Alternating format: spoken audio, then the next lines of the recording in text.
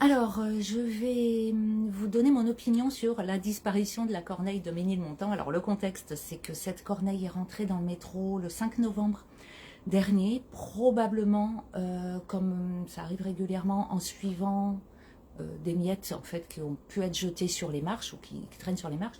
Donc, l'oiseau descend chercher ses miettes. Et le problème, c'est quand on a les personnes qui arrivent derrière, ça va faire avancer l'oiseau. Et en redécollant, elle s'est retrouvée piégée dans la bouche de métro. C'est a priori ce qui s'est passé. Deux personnes l'ont régulièrement prise en charge, entre guillemets, c'est-à-dire l'ont nourrie depuis cette date. Donc elle les connaissait bien. Et il se passe qu'elle a disparu depuis vendredi matin. Alors, elle a disparu. Ça, c'est la seule certitude qu'on ait, c'est qu'elle n'est plus là. Donc, qu'est-ce qui a pu se passer? Première hypothèse, elle est ressortie. Donc ça, on va en parler après. C'est l'hypothèse qui me paraît probable. Deuxième hypothèse, quelqu'un lui a fait du mal. Et notamment, puisque là j'ai mis une publication sur le mur, et qu'il y a des personnes qui réagissent vivement. Alors, pour lui faire du mal à cet oiseau, il fallait plusieurs choses. Comment on peut faire disparaître un oiseau? Soit en tirant dessus. Or, dans une station de métro en plein Paris, il est absolument certain que personne n'a pu avoir des autorisations de tir. Deuxième chose en plus sur les tirs, c'est que non seulement il faut tirer dessus, mais en plus il faut l'attraper. Donc tous les chasseurs savent très bien que tirer sur une corneille, un corbeau, c'est une chasse qui est compliquée. Donc là on ne peut pas s'amuser à tirer dans tous les sens avec des câbles électriques, donc c'est sûr qu'elle ne s'est pas fait tirer dessus. Autre possibilité, pour faire disparaître un oiseau, le piéger. Donc le seul spécialiste apte, à la fois parce qu'il est équipé et parce qu'il a l'expérience à le faire, avait fait une première tentative il y a quelque temps et un rendez-vous était programmé pour, dans les jours qui viennent, qu'il puisse intervenir. Donc en plus, il n'y avait même pas de motif pour la RATP de faire une intervention plus rapide, puisque là c'était de toute façon prévu. Or, ce qu'on avait constaté, c'est que cet oiseau était extrêmement farouche dès qu'on amenait un objet qui était étranger à son environnement habituel. Donc ça ne peut pas être le piégeage. Troisième hypothèse, l'intoxication. On peut imaginer effectivement que quelqu'un, pourquoi, aurait eu envie d'empoisonner l'oiseau. Sauf que les toxiques n'agissent pas de manière immédiate. Un toxique, il lui faut plusieurs heures, voire parfois plusieurs jours, pour que l'animal décède. C'est le principe des toxiques, des raticides par exemple. Alors, pourquoi je suis assez peu convaincue par cette hypothèse? Parce que moi j'ai vu l'oiseau, j'étais donc sur place juste une journée avant sa disparition, et moi j'ai vu un oiseau qui était en pleine forme, qui volait parfaitement, qui était conscient, enfin voilà, une bonne évaluation des distances, des bonnes interactions. Donc il n'était pas sous toxique à ce moment-là. Et d'autre part, j'imagine mal la RATP. Voilà, je connais la configuration des lieux, je vois mal où la RATP aurait pu mettre des toxiques, sachant qu'il y a des humains qui passent et que donc c'est ultra réglementé, c'est impossible. Donc, la prédation, dans une station de métro, il y a assez peu de prédateurs, même les rats, vu là où dormait l'oiseau, j'y crois pas, et en plus je vois pas quelle est la motivation du rat d'aller se mettre en danger en allant attaquer une corneille. Donc, il reste bien sûr, oui, l'hypothèse de elle se serait fait percuter par le train. Bon, franchement, ça faisait 3 mois qu'elle vivait avec. Je l'ai vu faire. Il y a une vidéo sur mon mur que j'ai mis hier, je crois. Franchement, ça, j'y crois pas du tout. Et puis, d'autre part, les nourrisseurs qui se sont bien sûr attachés à cet oiseau, dès qu'ils ont constaté sa disparition, donc c'est vendredi matin à 11 h, elle n'était plus là. Ils ont bien sûr cherché partout, on n'a aucune trace. Bon, voilà, alors ça vous me direz, c'est pas un motif, mais moi j'ai envie de raisonner sur des probabilités. De toute façon, on n'en saura jamais rien. Cet oiseau n'est pas bagué, donc on ne pourra pas faire de suivi.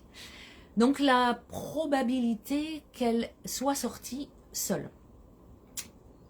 Alors pourquoi elle n'était pas sortie? Première question, c'est si elle pouvait sortir seule, pourquoi elle ne l'a pas fait plus tôt?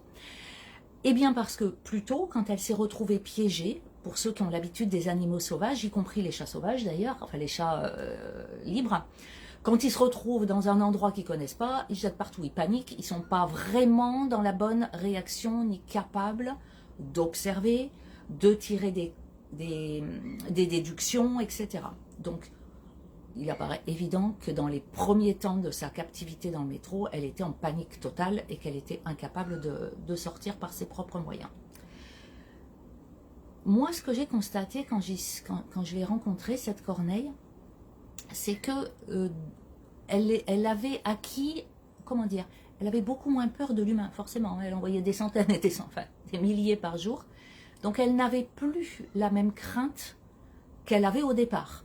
Surtout qu'aucun humain n'a pu lui faire du mal. Au contraire, un certain nombre d'usagers lui mettaient à manger. Et ce sont des animaux, je vous le rappelle qu'on parle d'une corneille, des animaux hyper intelligents. Donc elle voyait parfaitement, et je l'ai observé faire ça. Quand quelqu'un arrivait, la regarder, parce que l'humain fonctionne comme ça, il arrive, il regarde l'oiseau, il prend un petit peu de ce qu'il a dans la main, il regarde, il jette par terre, et l'oiseau voit ce qui se passe, ils savent suivre la direction du regard, donc ils voient bien qu'on la regarde, ils voient bien qu'ensuite on met à manger, et quand l'humain se retire, elle vient chercher à manger. Donc ce qui fait qu'elle a fait un apprentissage de les humains sont tout compte fait moins dangereux. Ok. Quand je suis allée la voir, donc moi j'ai réussi à l'approcher à 2 mètres. Elle ne me connaissait pas. Par contre, dès que j'ai voulu, parce que je voulais vous faire une petite vidéo, donc dès que j'ai sorti mon trépied, même en le mettant bien derrière moi, il y avait un nouvel objet, donc elle ne descendait plus devant moi, elle se méfiait. C'est aussi ça qui corrobore le fait que pour moi, c'est impossible qu'un inconnu soit arrivé et posé son piège et soit reparti avec l'oiseau. C'est absolument impossible. Déjà, Frédéric, qui a une grande expérience, Frédéric Giguet, le Muséum d'Histoire Naturelle, qui a une grande expérience, n'a pas réussi du premier coup. Si lui n'y est pas arrivé, personne ne pouvait y arriver. Donc, tout ça pour dire que cet oiseau était beaucoup moins farouche qu'il y a 3 mois. Autre indice, donc le deuxième, c'est que avec ses nourrisseurs qu'elle reconnaissait bien, depuis quelques jours, elle commençait à croasser en leur direction, donc elle avait établi une communication avec eux dès qu'elle les voyait arriver. Pour moi, ça, c'est hyper significatif. Ça veut dire qu'elle avait réussi à être détendue dans son environnement, parce que sinon ils ne croisent pas, hein, quand ils sont dans la peur, il n'y a pas de vocalisation. La vocalisation ne peut intervenir qu'à partir du moment où l'oiseau maîtrise son environnement et ne se sent pas en danger. Elle vocalisait à leur vue, donc pour moi, il y avait une nette évolution dans sa perception des choses. Troisième élément, je l'ai vu et j'y ai passé suffisamment de temps, elle faisait la course avec les trains. Quand les trains arrivaient, hop, elle les entendait arriver, elle allait se percher du côté où arrivait le train, et hop, elle volait au-dessus, et quand il s'arrêtait, hop, elle se posait voilà, à l'autre bout du quai. Ça, ce que ça veut dire pour moi, c'est que cet oiseau s'ennuyait ferme, donc avait besoin de trouver des comportements, enfin des occupations, des jeux, voilà, et aussi qu'il était justement, et ça corrobore l'observation précédente, suffisamment à l'aise maintenant dans son environnement pour pouvoir développer ce type d'attitude. Ok, donc là on a pour moi une corneille qui était capable d'apprendre des choses. Le temps que j'ai passé sur place, j'ai fait des manœuvres de montée et de descente avec les verres de farine, elle m'avait bien repéré. C'était un moment où il n'y avait pas trop de monde, elle est très observatrice. Bon, donc pour moi, elle voyait parfaitement que les gens rentraient, en fait qu'il y avait une issue. Ça rentre, ça sort par cet endroit-là. Ok. Autre élément que je mets en parallèle avec ça, pour soigner en fait depuis plus de 12 ans de nombreux corvidés, sauvages ou pas. Ce qu'ils font dans un premier temps, ils observent. C'est-à-dire que vous pouvez la voir en cage quand ils sont en soins ou en volière, il ne se passe rien. En tout cas, ils ne vont pas chercher l'issue. Et surtout pas par la porte. C'est-à-dire qu'ils vont éventuellement se jeter contre les parois, mais ils ne vont pas avoir la capacité à réfléchir au chemin qui doit être emprunté.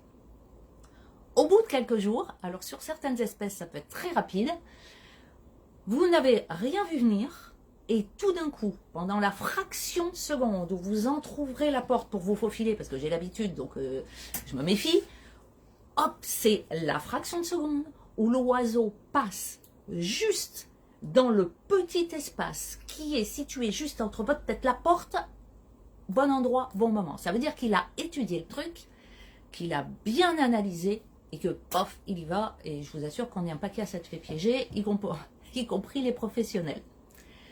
Donc, quand je mets tout ça bout à bout, j'ai rajouté 2 autres éléments. Les jours rallongent. Donc le métro, il ouvre très très tôt le matin, sauf que jusqu'à présent, il faisait nuit. Maintenant, les jours rallongent, donc on commence à... Et quand il ouvre, pardon, très tôt le matin, il y a peu d'usagers en fait. Donc beaucoup moins de passages sur l'endroit que doit emprunter la Corneille pour sortir.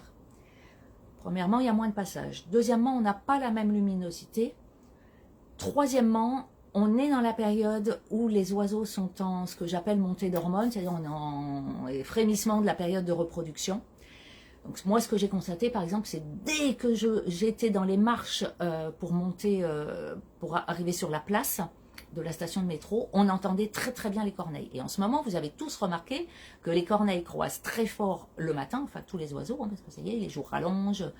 Il faisait bon en plus ces jours-là, à Paris, enfin la semaine dernière. Donc, je n'exclus pas que la conjoncture, sa réflexion, le fait qu'elle maîtrise l'environnement, le fait qu'il y avait moins de passages à ce moment-là, le fait qu'il y avait une luminosité possible, il y avait la pleine lune aussi d'ailleurs, et qu'il y ait les croissements de sa famille, puisque forcément on est sur place, on est sur une jeune corneille, à mon avis, c'est, en tout cas ils se connaissent, je ne peux pas exclure qu'elle soit sortie. Je ne peux pas l'affirmer, je ne l'ai pas vue. Tout est envisageable, bien sûr, personne n'a raison, personne n'a tort. J'avais simplement envie de donner mon opinion sur sa possibilité d'avoir trouvé le moyen de sortir. Voilà.